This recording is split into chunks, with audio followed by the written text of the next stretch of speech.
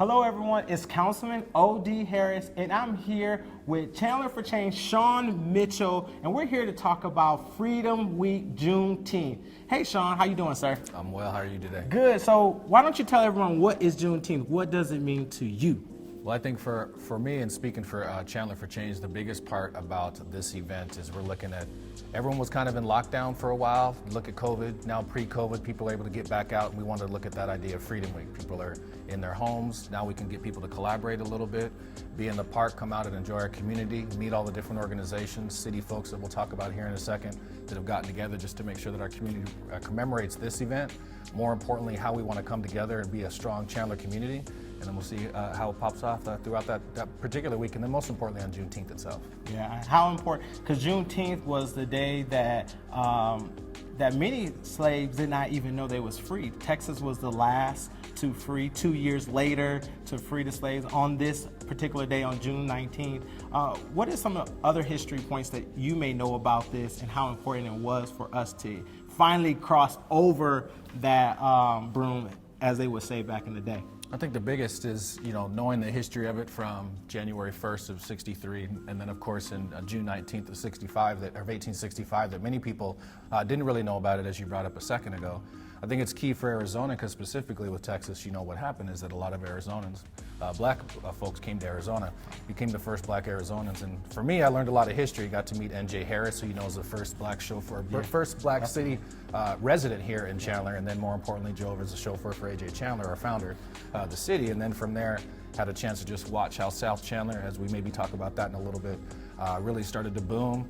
People started to celebrate this emancipation, and that realistically for us, we're looking at the 50s, 60s, maybe even the 70s where Juneteenth is being celebrated here in Arizona.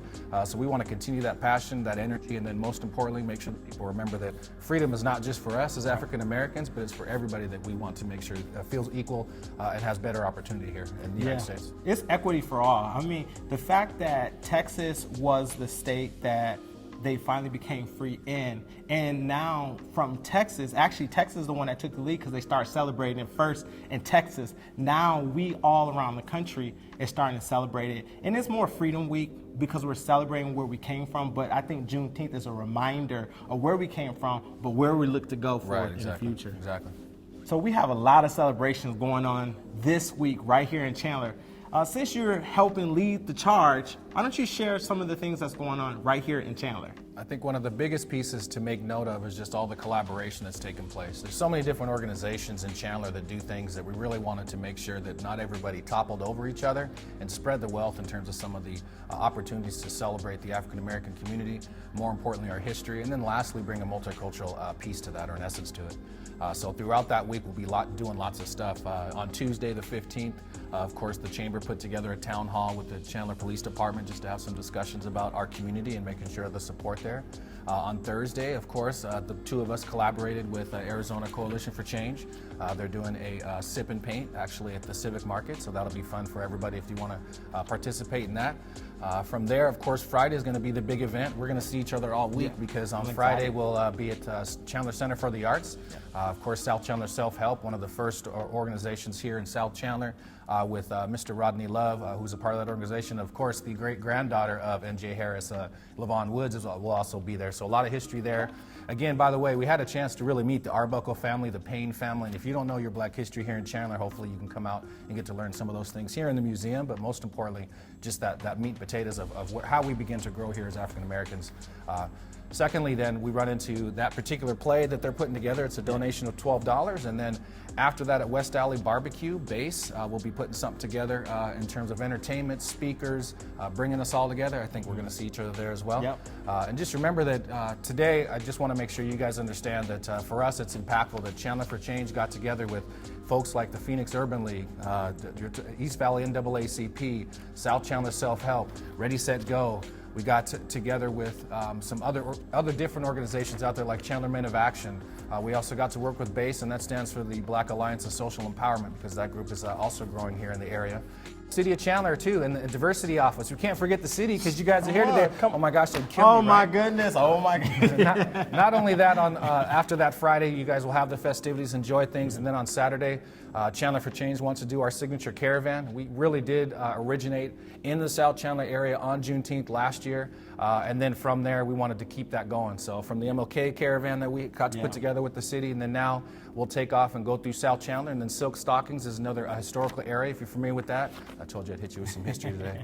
And then on top of that, we'll stop over at Foley Park. And I think that's one of the signature reasons for us being here at the museum, because you know that Foley really grew up in that South Chandler area. And I'll keep saying that between Chandler and Pecos, that's the area that we consider South Chandler that was historically black and Mexican. And then really how we began to disperse ourselves out into the community. At that particular park, we're going to have lots of different events, food trucks, entertainers, information booths, food vendors, and just really getting people on a cultural perspective, not just African American, but Mexican, you figure the native population, religious organizations. We're trying to bring everybody to remember that, hey, COVID, we were locked up. Now we're free, and we want to have a great Freedom Week and make sure that Chandler knows how multicultural and well-versed we are. And then more importantly, let's have some love and share that love here in Chandler. And then lastly, we will have the Chandler Men of Action having an event at BKD's starting at 2 o'clock just to culminate that event. And then getting people together just to have some celebratory opportunities to meet, network, and socialize. And then, of course, we can't forget the event that's going to happen on Saturday. Oh, yeah, Music Culture in the Park. That is happening from 8 p.m. to 11:30. It's going to be on the west side of Dr. A.J. Park. You want to be there. There's going to be a live band, live DJ, and it's going to be fun. And we want you guys to support our downtown businesses. So bring your lawn chair, go get something to eat from one of the restaurants downtown. Bring it to the park, hang out, and enjoy great festivities. It's going to be amazing. It's going to be amazing. Great week ahead. Yeah, I'm excited. So, Sean, let's show the people at home the Zora Foley Interactive Museum, as I say, as there's many things to discover about Black history right here in Chandler. Come on. Okay, let's do it. All right. Let's check out this display. How do you measure up, man? I gotta go with my man Zora Foley. Let's see. I'm gonna go with the king then. All right, then go with the king, man. Go with the put king. my That's hands all in. good. I don't even think I can handle this, brother. Look at that. Look at my hands, man. I think I'm even as tall as this brother. Man, you're gonna have to grow a couple more inches. Man, I'm telling you, I can grow right here and get that high top fade. That's about all I'll be able to do, though. Yeah, and pretty cool facts that we got in terms of how they weigh up and how they measure up. Pretty cool, huh? Yeah, it is a nice deal. And I think I was reading some things earlier that talked about how Muhammad Ali was a little nervous about fighting Foley because he was, a fighter. Not only that, a great fighter, but also a little bit older, so he had more experience. He was a tough boxing match. So I think it's one of a good story if you really take a look at it and look at some of the history around that. And another interesting fact, Zora Foley was actually a councilman right here in the city of Chandler, the first African-American councilman. Very true. Let's go check out his display. Man, that sounds cool. Let's look at it. One of the things I think is also good history is not only did Foley able to get into city council, but there was this opportunity for him to really put us on the map. I think the bigger part of us on the map is African Americans being able to attend schools here in Chandler. Because that was still segregation into Phoenix until at least the 50s and 60s. Knowing the families, they also were having that discussion about this is a man that people are going to commemorate. We're able to do that. Putting it at the park so that people can come out and be entertained in a historical park that's named after one of our African American success stories here in Chandler.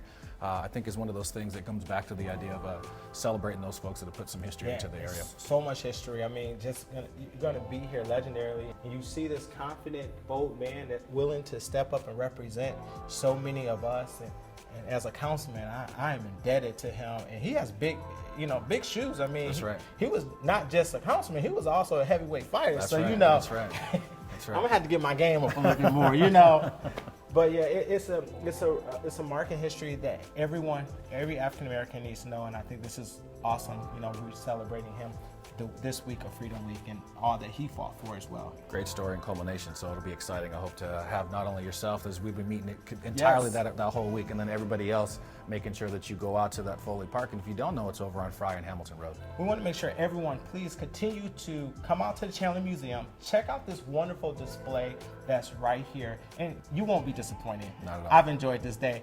So you guys come back when you get some time with your families and enjoy this display. As you and we got to get to the park, man. That's right. There's some Juneteenth stuff going on. Let's do it.